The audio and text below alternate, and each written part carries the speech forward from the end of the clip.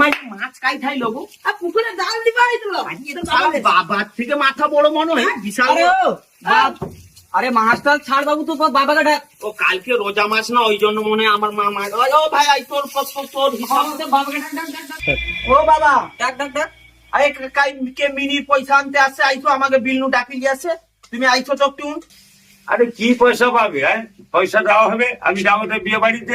হ্যাঁ হ্যালো, আরে কেসাল আছে কত? এদিকে ফোন আসছে আর এদিকে ডাকছে। আরে মিনিট কত টাকা পেয়ে যাবে নাকি? কি আছে রে? কে মিনিওয়ালা আছে?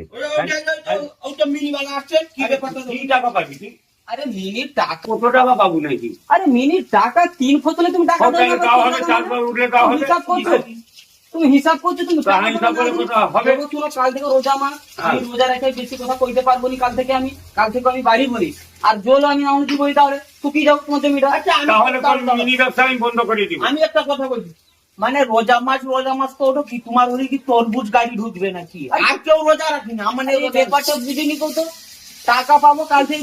জমিনের পয়সা তুমিও তো খারাপ লোক। আরে কত টাকা পেয়ে যাবে নাকি সে?